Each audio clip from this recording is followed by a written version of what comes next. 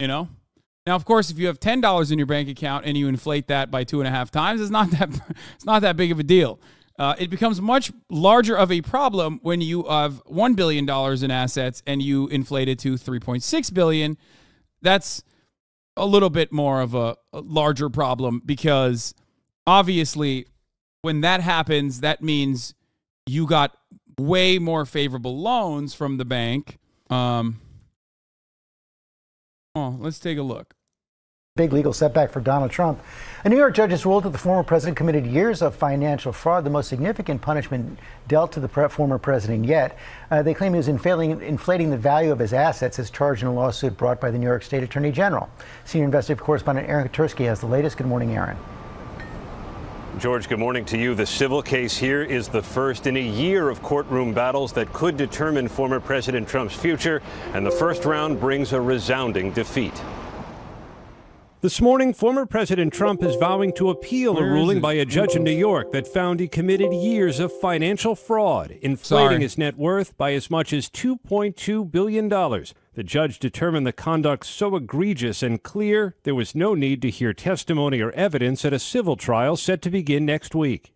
The judge decided Trump valued his Palm Beach estate, Mar-a-Lago, at 20 times what it's actually worth, $600 million, compared to the assessed value of $27 million. Trump's interest in 40 Wall Street, the judge said, is worth $200 million. The Trump organization.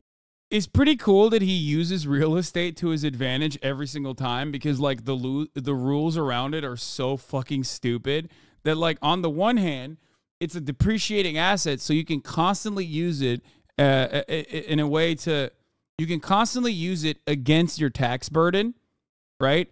So you could just be like, oh man, it's just so bad. Oh, these properties, what will I do? Please, let me avoid paying hundreds of millions of dollars in fucking taxes, okay? And then simultaneously, when you go to the bank, you're like, I have so much money. Like, I don't know what to do with it, okay? Do you understand how much money I have? Look at all of my assets. They're worth what? Probably like $3-4 billion. Who gives a fuck? You know what I'm saying? It's awesome. It's awesome. Organization valued it at more than $500 million. And the judge found Trump overvalued his apartment in Trump Tower by tripling its square footage. He said it's 30,000 square feet, when in truth, the judge said it's 11,000. The judge added, it's funny to me to think about, like, someone who's much smarter than me should juxtapose Trump's IRS statements, okay, against, like, what information we have currently about how he has reevaluated his assets when he's talking to the bank.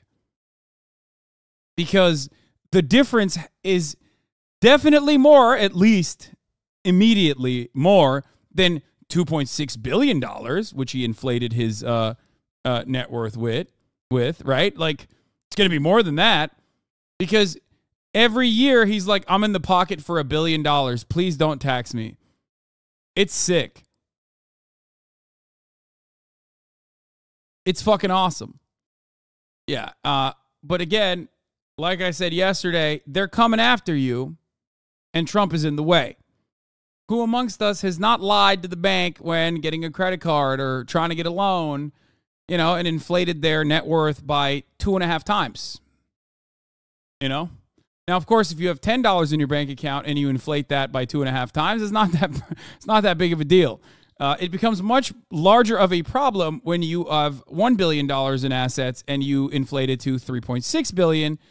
That's a little bit more of a larger problem because obviously when that happens, that means you got way more favorable loans from the bank, which means that you got away with not paying maybe even hundreds of thousands, if not tens of millions of dollars in interest rates that would be significantly higher. So you defrauded a bank, which is kind of cool. Trump is a bank robber, much like Stalin was in his early days. Just saying, kind of a base thing for Trump to do is rob the motherfucking bank like this. I don't hate him for robbing the motherfucking bank like this, okay? I do hate him for making the bank rob the American people easier. Adding a discrepancy of this order of magnitude by a real estate developer sizing up his own living space of decades can only be considered fraud. On the campaign trail, Trump often... Okay, this part is one thing, but there's another aspect of the story that I haven't really seen in mainstream media that I'm a little confused by. There's a footnote in this deposition that was conducted where he bragged about having an endless, unlimited line of credit, okay? Donald Trump argued that he didn't fraudulently inflate the value of his real estate holdings because he could sell them to Saudi buyers at any price he chooses. This revelation comes in one small footnote in a ruling Tuesday that Trump and his company had committed business fraud for years. The lawsuit, brought by New York Attorney General Letitia James, found that Trump had dramatically inflated his net worth by as much as $3.6 billion in 1 year. She accused Trump of lying about the value of various real estate assets. So he said, technically, my real estate assets are whatever I say they are because I have a buyer for them that will buy it at any price. That is a fucking insane thing to say when you're the president, okay? That's an insane thing to say if you're Bob Menendez, right? When you think about Bob Menendez and his improper dealings with the Egyptian government. But that's like extra insane when you are the fucking president, dude. It is wild that these guys still, to this day, are running the narrative that Hunter Biden and Joe Biden had a complicated scheme to like milk some fucking random gas company that no longer is in existence in Ukraine. And they're like pushing that narrative while Trump is quietly, well, not so quietly, openly in depositions that will be made public, celebrating the wonderful relationship he has with Saudi Arabia. But fear not, guys, that surely he doesn't mean anything by that. You know, don't look into that further. In the deposition, Trump seems to imply that the numbers cannot be inflated because he could find a buyer from Saudi Arabia to pay any price he suggests. To the New York State Supreme Court Judge Arthur Engoron wrote in his ruling. This statement may suggest influence buying more savvy than influence buying more than savvy investing, he added in a footnote. The lawsuit alleges that Trump claimed the Trump Tower apartment in Manhattan was 3 times the actual size and worth $327 million. No New York City apartment has ever sold for that much, Letitia James said. He also valued Mar-a-Lago at $739 million. In reality, it's about worth a tenth of that amount. Trump's valuation was based on the property's potential for residential development, but the terms of his deed prevent the land from ever being used that way. Trump and his allies have always had troubling connections with Saudi Arabia. In 2019, the Trump administration officials revealed to Congress that they transferred nuclear technology to Riyadh at least twice after the killing of U.S. resident Washington Post journalist Jamal Khashoggi. These incidents occurred despite U.S. intelligence concluding that Crown Prince Mohammed bin Salman, referred to as MBS, hired the hitmen who killed him. Beyond Trump, his son-in-law Jared Kushner launched an investment fund after they left the White House. One of the first investments Kushner received was $2 billion from a Saudi sovereign wealth fund. Last week, MBS suggested that money would stay with Kushner if Trump were reelected in 2024.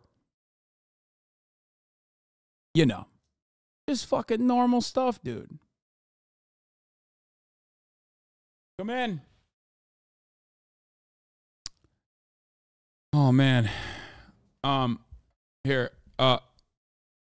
Oh, okay. I was about to say you can come sit here while I use the bathroom, but no, go ahead. Go use the bathroom.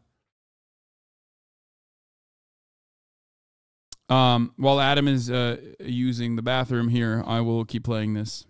And boasts of his business acumen. Anywhere in the world. The ruling is a victory for New York Attorney General Letitia James, who sued Trump, his eldest sons, and his company last year for $250 million. In a statement, James saying she looks forward to presenting the rest of our case at trial All that's really left for the trial to determine is how much the Trumps have to pay. The former president attacked the judge and the attorney general, calling them Trump-hating.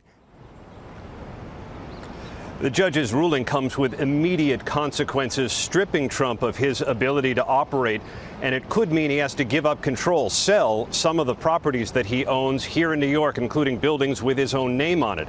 The judge also fined his attorneys $7,500 apiece, ruling George that they repeatedly made defense arguments that the judge said were straight out of fantasy world.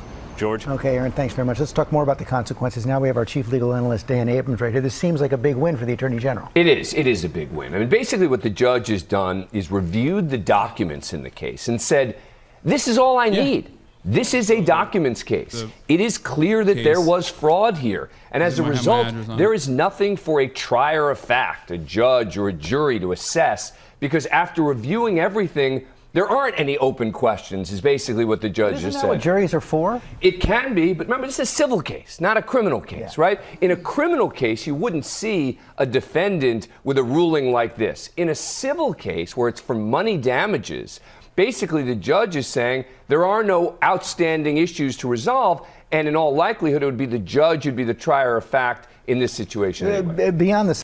Anyway, Adam, you want to give us a little mic test here? Yeah, check. Okay, you sound good, right? There's clarity here. Okay. Ladies and gentlemen, Adam Conover is here to ruin the broadcast once again. I feel like you're going to get annoyed at a certain point with the Adam ruins the HasanAbi broadcast stuff. Nah, it's all good. You coin a catchphrase. You got to be happy when people say it, you know? Okay. I'll never live it down. It's fine. I'm a different guy now, but you know what? I'm associated with a word. It's fine. That's okay, good. All right, let's fix your noise gate real quick as well.